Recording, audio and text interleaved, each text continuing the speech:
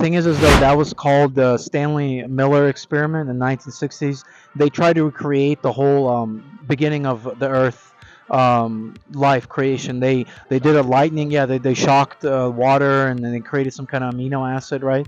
But all the Stanley Miller experiment, it didn't prove abiogenesis. So abiogenesis is the study that life came out of non-life, which all evolutionists believe that all life came out of non-life, right? Would you agree? What's to say, the universe cycled 10 billion times before life was created? What if I told you it's not just their intellect, because people's intellect can be very corrupted. There's evil, wicked men that existed, right? Very intelligent, wicked people in the world, right? So they can use their intelligence for evil. But I would say it's not just intelligence that makes us have a conscience. It's a soul, that we have something beyond our physical existence and cells. It's a soul. It's like this energy within us, and God put the soul in us to make us different than the animals. My question is, do you believe your essence will exist after your body rots? The essence of who you are. This is a question I've had for a long time. So this is the idea that the body was stolen by the disciples. Anyone? Sure. Because I also well- thought this idea. So, yes, here was the religious ruling elites that put Jesus to death. So, you tell me, what you think they stole the body, or they could steal the body? I'm not gonna. I'm not going to. Yeah. Pose any conspiracies. Sure. There's no saying who did it. Or obviously, you can believe he rose from the Yeah. dead. Look things up, obviously. Right. That's But the real at the same time, and I won't deny it because there's no evidence that he didn't do it. Yeah. Right? But at the same time, this could have been a soldier, could have been some thief, could have been any Jewish leader, could have been a lot of people. I mean, it could have been, but the thing is, it's like a lot of it's speculation, right? Yes. So that's why it's like we're just speculating. Well, it could have been that. The thing is that you got to look at the historical record. So you got to look at the enemies of Christ who did not like him. If the body was stolen, wouldn't it be found somewhere and it'll be talking, look, here's the body. Disciples are just a bunch of liars. We can produce we can produce the body. Right, exactly. So that would make perfect sense, but that never happened. Even when Peter, I mean, you read the book of Acts, and Luke is known as actually one of the most prominent historians in the world. Sir William Ramsay, he was one of the most famous archaeologists. Yeah, no, these aren't things I've studied. The only research I've really done is what's on this video. And, I believe it was Josh McDowell. Yeah, Josh McDowell. Yeah. They reference his website, and there's another website. I have it listed on my phone. From there, if you want, we can skip to another. Sure. Let's go through point by point. Sounds and good, ultimately, just saying that there's not concrete enough evidence to deny or even Deny. prove. Let me go to the source, like not even the resurrection, but to whether there's a God even exists, right? Because if there is a God, an all-powerful force that can create this whole universe into existence, can't God actually resurrect a human body that He created? This is an entirely different conversation. Right. So I'll just put these away for now. God in His existence is, a much bigger conversation. There's so many things you could argue for, and so many things you could argue against. Hell, you could even argue. There's this really simple defense. I forgot who came up with it, but it's just believe in God for the sake of believing in God, because if you're wrong, then you lose. Pascal's wager. That sounds right. Yeah. And if you're right, then you get eternal Right. life. Right. But at the same time, there's many things against it, and ultimately, I don't think there's concrete enough evidence for or against it. That's why I side with agnostic atheists. I see. So you're an agnostic atheist? Yes. Okay. Let me ask you this. The universe had a beginning, right? That's the modern cosmological theory, the Big Bang theory. At some point, time started. Okay. At some point, time t equals 0, the universe began, right? So what happened before times, equals 0 when the universe started? How did it actually come into existence? That's the great mystery. That is the great mystery. So my question is, if the universe is, so everything consists of time, space, and energy, right? Sure. Okay. So if if we're in the system of time, space, and energy, wouldn't it make sense that something timeless, spaceless, and of immense energy created time, space, and energy? Something outside of this system created the whole system of the universe. Wouldn't that kind of make logical sense? Uh, I mean, so the idea of God and creating nothing from something or Yeah. something from nothing Uh-huh. would, it's an amazing concept to think of. Yeah. But throughout all of, what we've discovered and what we've learned, you cannot create nothing from something or something from nothing. Ah, well, I kind of agree. I agree with you there, but here's the thing. Lawrence Strauss, he's the famous atheist scientist. I don't know. He said something. There was a quote that I read recently. He said that the universe, in a way, came out of nothing. Kind of came into existence out of nothing. So he actually was quoting almost Genesis without. He is not a Christian, not a Bible. He doesn't believe in God, but he was saying because of the uniqueness of how the universe came to be, it's like energy just somehow had a singularity point and it exploded. He doesn't know where it came from, but he does believe that out of some ether it kind of came out and just exploded. So yeah, even some atheists will not deny that the universe came out of existence out of nothing. The problem is they deny who caused that something, or who caused that nothing to become something, right? Because all information, like if you find life on Mars, all the scientists will say, well, we found life on Mars, so where did that life come from? Let's see where the source is, that right? They don't just say, oh, random life appeared on Mars, that was just randomness, don't worry about it, let's just move on. No, they would be excited because they would find information, right? Information leads to DNA, leads to some kind of living being, how life started here on Earth, right? So the thing is, as though if we're so excited about life starting on Mars and we're looking for life, why don't we get as excited about life starting here on Earth, right, with us? That we're, Life is what you make it. it is, but I'm talking about like more biological life, like your DNA. Life didn't start, or Yeah, how how life life started started here. here. Yeah. I believe the leading theory on that, and I'm no, obviously, no scientist, no doctor, Right. but from what I've learned, it's that this first single cell organisms came from lightning strikes in the ocean. Primordial soup. Yeah, primordial soup, Yeah. being struck by lightning. But obviously, I'm no doctor, and Yeah. that's something I could never confirm. Right.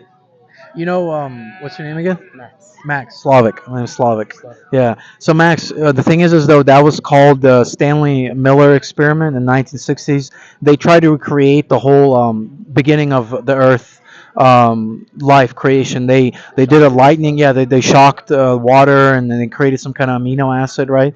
But all the Stanley Miller experiment, it didn't prove abiogenesis. So abiogenesis is the study that life came out of non-life, which all evolutionists believe that all life came out of non-life, right? Would you agree? Because it all came out of primordial soup. You're saying that life could not be created from nothing. No, what I'm saying is that current evolutionary theory states that life came from the oceans. It came from non-life when lightning struck the right components. Yeah. So that is abiogenesis. That's what evolutionists believe. So we're in agreement. Life somehow came from non-life, right? Yes. But I would postulate that the Stanley Miller experiment, all it proved is that there was a creator behind that whole experiment, and they're the ones who made the circumstances so perfect that of course some kind of amino acid was created. Now that doesn't mean that the amino acid created the protein, doesn't mean that the protein created a single cell organism. No one yet has ever created a single cell organism in any of our experiment. So it just proved that with the right circumstances, it created some kind of amino acid, something. I think. Yeah. I believe it created. Don't quote me on this because I don't remember the specific, but Stanley Miller experiment. Yeah. This is back in the 1960s. They tried to prove evolution, but what they ended up proving is that there was an intelligent design behind their experiment. So it kind of proved creationism in a way, because what it proves is that if there's an intelligent designer behind the chemicals, right, he would be the one, or it would be the one that would organize those chemicals in a perfect manner, where all the amino acids came to be. 20 amino acids created a protein, right? And then they created the DNA. Have you heard of the infinite monkey typing theory? I've heard of that, where monkeys for infinite amount of time will type up Shakespeare. Yeah, they will type up all of history. Yeah, I that but that's the statistics, the probability is insane. I know that theory, and without intelligent designer, showing the monkeys like what to write, it's impossible to come up with Shakespeare infinite amount of time, because then time becomes God in itself. Because time, you just need enough time. Right, but the thing is, time had a beginning. We both agree on that, right? Time had a beginning, so time can't be infinite. That would be the problem of infinite regression. That there would be no beginning, no start. Yeah, that's a good point. Yeah. But by that same logic, this isn't arguing the start. This is arguing the start of life, not all of the universe. Sure. Uh, what's to say, the universe cycled 10 billion times before life was created? Well, that would be more Hinduism, right? Cycles. Well, not so much. This isn't like the actual well, no, it's more so the sun implodes, big bangs, Right. obviously in a smaller level. And what's to say the cycle just didn't repeat again? Well, anything's possible, but is it actually probable? You know what I mean? So there's no evidence. That's more of the string theory, kind of multiverse theory, that there's multiple universes and we're the perfect one, or that the universe was existed before, exploded, and then came another one. This is more Big Bang theory than Right. anything else. But that's more, again, theoretical. There's no evidence to prove that, because we are the only creatures there are, in this experience. Because something is unlikely doesn't mean it won't happen. Right, exactly. But I'm looking at evidence, So Einstein discovered that the universe had a beginning. He discovered that everything, that speed of light, nothing travels faster than the speed of light, right? There's a use a constant to prove, that time can be bent also. But the thing is, as though it Oh, is that by gravity? gravity, right? But the thing is, as though it doesn't disprove the existence of an intelligent mind behind the universe, right? All it does is it takes us even further back in time to try to explain, well, how did this come about, right? So I want to tell you this, Max, right? Yes. That I believe that what caused this whole time, space, and material and energy is a timeless, spaceless being. And I really believe that this being is actually a personal being, because we're all personal beings too. All of us are very unique creatures. We're very unique. We're not like animals, because we don't go by instinct only. We have instinct, but What differentiates us from animals? conscience is consciousness and conscience. Well, So science can't explain consciousness yet. They don't know how consciousness came about after life was created. okay. Furthermore, I would even argue the biggest difference between us and dogs or other animals would be our level of intelligence. That's true too. But I would also say our level of justice. I mean, because animals don't create court systems, beavers don't Where create. does justice come from? Well, I believe it comes from our conscience, God-given conscience, knowledge between right and wrong, right? This is something that's immeasurable at this point, right? A consciousness. What we can measure is intelligence. Would it Intelligence, necessarily yeah. be wrong or evil for a dog to eat a baby? Well, the dog doesn't have any. It goes by instinct. I don't know. Not in general, no, because the dog's doing what's instinctual. It doesn't know any better. Yeah, we And this do. has to do with its level of intelligence. Exactly, level of We intelligence. define what is just and what is not by our society, but even more so, that comes as a secondhand. That comes secondhand as a result of our intellect. What if I told you it's not just their intellect, because people's intellect can be very corrupted. There's evil, wicked men that existed, right? Very intelligent, wicked people in the world, right? So they can use their intelligence for evil. But I would say it's not just intelligence that makes us have a conscience. It's a soul, that we have something beyond our physical existence and cells. It's a soul. It's like this energy within us, and God put the soul in us to make us different than the animals. It means that when we die, we're going to live forever somewhere. Because how, like, scientifically it says that energy cannot be created nor destroyed; it can only transfer form.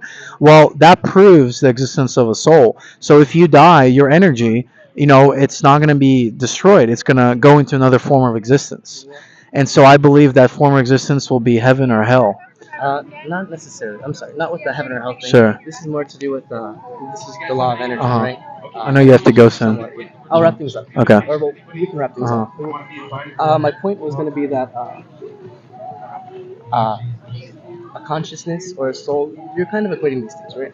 These things are both immeasurable, and as much as I would love to believe Right. that we all have our unique soul, and that we're all going to live on forever, there simply is no evidence. Well, the thing is, there would have to be.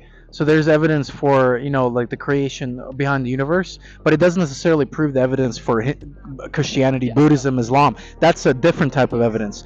The evidence, what I'm talking about, is proving whether the Bible is actually archaeologically, historically accurate, then you can trust what the Bible says about the existence of the soul, right? Yeah, that's a whole nother argument, right? That energy. Oh, you're right. We do have energy in us. Right. And obviously our brains have energy. Right, Sure. right. That's Exactly. why I attribute my intellect. I see. At the same time, these things, they do go somewhere. They rot and they die because when we die, or our brains die, more specifically, we stop eating. We're stopping. Right.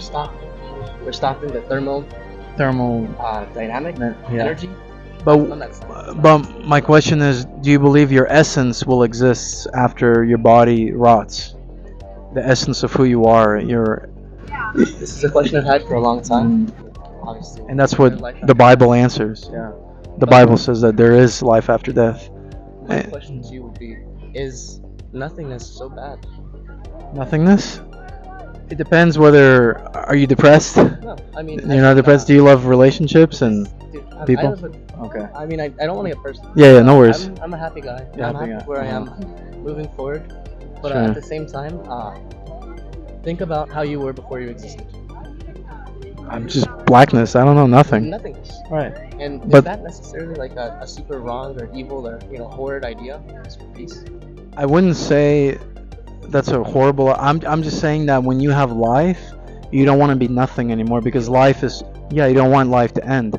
All of us were created to live forever. The Bible even says that. We're created in the Garden of Eden, and God gave us a tree of life, to eat from, to live forever. But because of sin ruined everything, and therefore there's death. When people die, when our family members die, when dogs, cats die, it rips something within us. It jars us. It makes us think, why does this? It's distressing. Exactly. So I would just, I really just continue asking good questions, continue coming, listening to us. Are you here Monday? Yeah, we're gonna be here every day. So yeah. Hey, check out Stephen Meyer. Interview with Stephen Meyer with Joe Rogan. Listen to the interview, Stephen Meyer. Stephen Meyer, M-A-M-E. He's a scientist, and and I think he's I'm not sure, chemistry or I forgot. But he goes to a lot of famous programs and proves the existence of God. He has a new book called The Return of the God Hypothesis. So he talks about how a lot of scientists have ignored God, but now the existence of God's coming back, because no one can deny that there's intelligence behind our DNA and creation. So check him out, okay? Yeah. All right, we'll talk later. Bye.